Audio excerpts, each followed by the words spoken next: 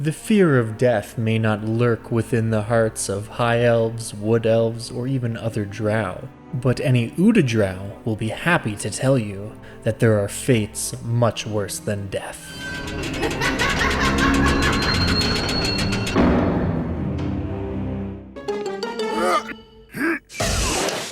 Don't let your kids watch it! Hello and welcome to Monster of the Week, the show where we dig up old creatures from past editions of D&D and other tabletop systems and convert them to 5th edition for use in your current 5e campaigns. And today we are talking about what is possibly and quite likely the most vile, disgusting, abhorrent creature we have ever discussed on this channel. I, of course, am saying this for both dramatic effect, but also as a genuine warning.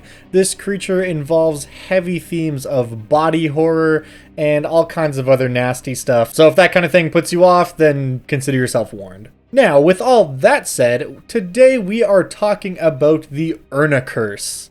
I don't want to look at it anymore.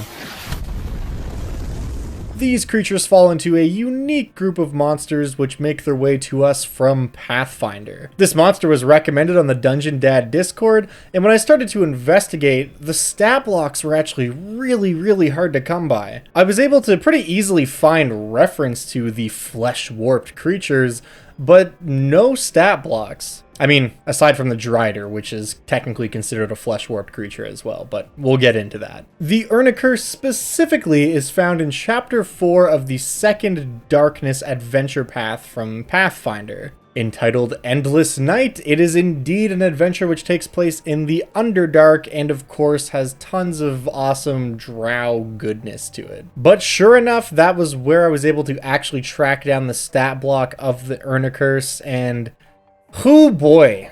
So what exactly is this thing? Well, to understand the Irnakurse, we need to talk about exactly what a flesh-warped creature is, or what the process of flesh warping is. So flesh warping is a horrific practice that's one part magical, one part surgical, and completely terrible. It is enacted primarily by what we would now call the Udadrow, which is the drow who are part of the cult of Lulth, also known as douchebags. And what flesh warping basically entails is taking another sentient creature and torturing the ever-living fuck out of it until you get some horrific messed up abomination, which you can then control with magic to do your bidding. Driders are technically considered a type of flesh warped creature, being that they are originally drow who have failed the matriarch Lulth and are then transformed. But there's a different version of flesh-warped horror for almost every existing race, and none are more sadistic or straight-up evil than the Irnakurse. Irnakurse are what happens when a high elf is flesh-warped into an abomination. The word Irnakurse literally means perfect one in Elvish,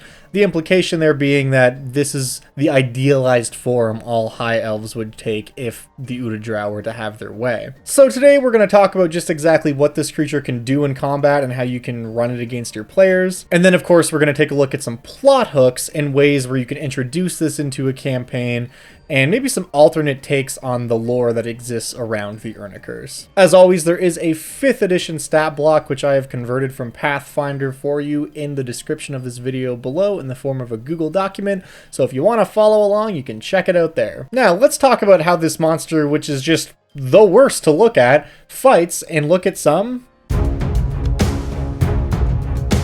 So, what kind of abilities does an Irnakurse have? Well, they've lost a lot of their abilities to, speak, articulate themselves, do normal day-to-day stuff now that they find themselves trapped in this horrific form, but they have become much more effective at tearing people to shreds.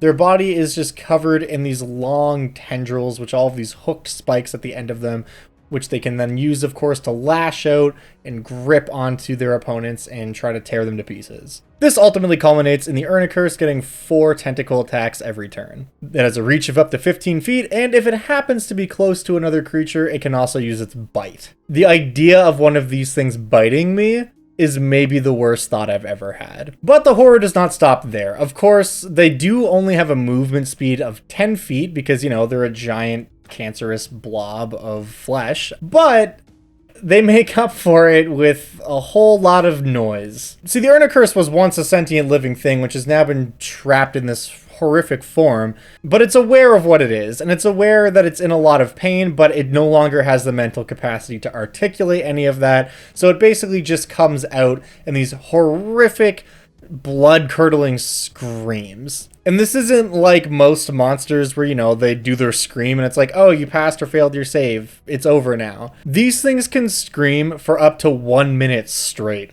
and while they are just howling in horror, every creature that starts its turn within 30 feet of them has to make a wisdom saving throw, and if they fail, their wisdom score is reduced by 1d4.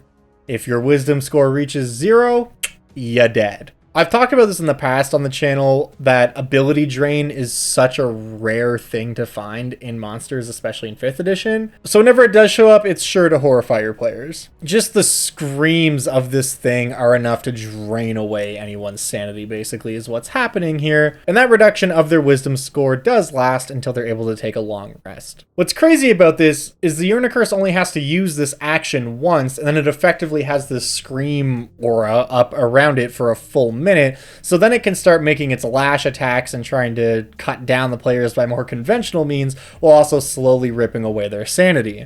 If you've got more than one of these things in the same combat, it can compile pretty fast. I should also mention that the Irnakurse has a very interesting property called Rend. And the way that this trait is written out is that the more tentacle attacks one creature is hit by, the more damage from each successive tentacle attack that creature takes. So, say it lashes out and hits a creature. It hits that creature for 1d6 plus 7 damage. If it lashes out and hits that creature again, the second attack is going to do 1d6 plus 7, and then another d6 on top of that. If it lashes out a third time, it's going to do 1d6 plus 7, and then another 2d6 because it's already been hit twice. Basically, this is just meant to kind of paint this picture of all of its claws ripping apart at one individual creature. It's kind of a unique ability, so I decided to leave it in the stat block because it incentivizes the Irnakurse to direct all of its rage on one individual target rather than spread the damage around, which is kind of interesting. Oh, did I also mention that they're mildly telepathic? Yeah, so they can't actually use telepathy to communicate, but they're, I guess, empathic really is the word that we're looking for here, but in kind of a reverse way. Basically, they do the opposite of what Deanna Troi on Star Trek did. They can enforce their emotions on others, and as you know, someone who looks like this probably doesn't have the most emotionally and mentally stable situation going on. So when they make physical contact with someone by, I don't know, hitting them with a lash attack, they can force that creature to make a wisdom saving throw, and if they fail, they get stunned until the end of their next turn. That's pretty rough, but at least this mechanic is less unforgiving than the soul scream that they have access to. Because if a player is able to pass one of the saves against this Mind Lash trait, then they're immune to it for the rest of the day. So you just gotta pass that save once, and then you're not gonna be stunned anymore. Just gotta really desensitize yourself to the horrors you face on a day-to-day basis. Man, life as an adventurer is so awesome. So overall, the Irnakurse has a pretty low armor class. It's got an armor class of 15, which isn't like amazing considering its challenge rating of 8. And its movement speed is only 10 feet, so a lot of the times the correct solution to encountering one of these things is to just walk away. But it can output so much damage, and it can drain wisdom, and it can stun characters that when you factor all of that in, let's just be glad it can't move more than 10 feet per round. I mean, there are a few different things we can do here to kind of remedy that little mobility problem, but I'm getting a bit ahead of myself. We are now going to move on and talk about some... The Irnakurse is a quintessential Udadrow Cult of Lolth monster. It involves egregious amounts of body horror, physical pain, mental anguish, and just a tinge of irony. So how do we actually use this monster in our games? Well, the obvious answer is as an Udadrow creation. If you're running an adventure that takes place in Menzoberranzan or any of the other cities where the Cult of Lolth may be operating, an Irnakurse is something that they might come across. Because of their limited mobility, they're almost always used as guards, so it's It's likely going to be guarding the entrance to somewhere important or guarding some type of magical object or something of significance. That immediately solves our mobility problem, because if you put these guys around something that the players have to get to, then it falls on the players to remove the Irnakurse as an obstacle, and it does not fall on the Irnakurse to chase them down. So that's certainly one option. Something else of note is that the whole idea and process behind flesh warping is not entirely unique to the Udadrow. They simply practice it because they have been made aware of its secrets, likely by some type of demon lord or devil or something. But there are other creatures in the multiverse capable of practicing this type of dark art. You could insert an Irnakurse as a creation of some type of demon lord or a devil. The only real caveat here is that surely anyone who's using an Irnakurse is truly evil. Like, this is a creature that is so vile and so horrible, but yet so tragic that despite how off-putting and disgusting it is, it's impossible to not feel empathy or even sadness towards a being like that, you know? When looking into this creature's eyes, beneath all of the madness, there is still that glimmer of personality and that glint of hope and confusion and pain, which is going to bring us to a topic that your players will almost certainly want to explore, especially if they're the do-gooding type. And that is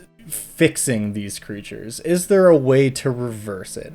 Well, most monsters like this that exist in D&D are beyond repair. However, the Irnakurse might be an exception to that rule. The original lore entry for this monster from the module actually touches on this and says that if your players or whoever's trying to fix an Irnakurse has access to powerful restorative magic, it specifies the spell Wish, but I would probably allow this with a greater restoration.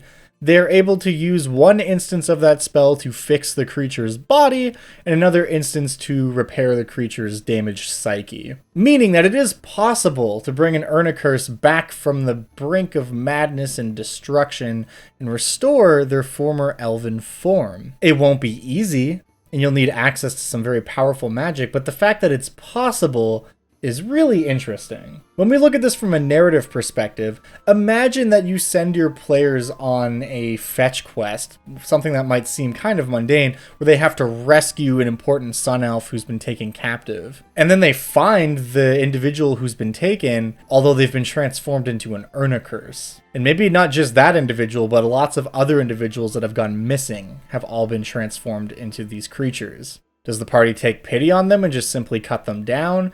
Do they try to subdue them and haul them back and reverse the process? There's a lot of different ways that this can play out, and all of them are pretty intense. So I think that this creature affording your players the chance to be heroes and actually reverse something horrible that's been done to one of these individuals is pretty cool. Or you can just pair them up with some type of evil necromancer who carries them around on a cart that's pulled by zombies, and it can lash out at everyone while the cart gets pulled around by zombie horses. That's cool too. But whatever you decide to do when using this creature, it's definitely sure to leave an impact on your players, as it is just a horror show. But I digress. Thank you so much for watching. I do appreciate it. And if you have a monster that you'd like to see me cover on this channel, please leave a comment, get at me on Discord, tweet at me, whatever you feel is most appropriate, and I'm sure you'll probably see it show up on this channel sooner or later. If you got this far and you like my videos, please consider subscribing, dropping a like. It helps more than you know. And most importantly, thank you so much for watching. I will see you guys next week with something maybe less horrific. I don't know. It's not going to have two gross mouths that are overlapping each other. What is that? Why?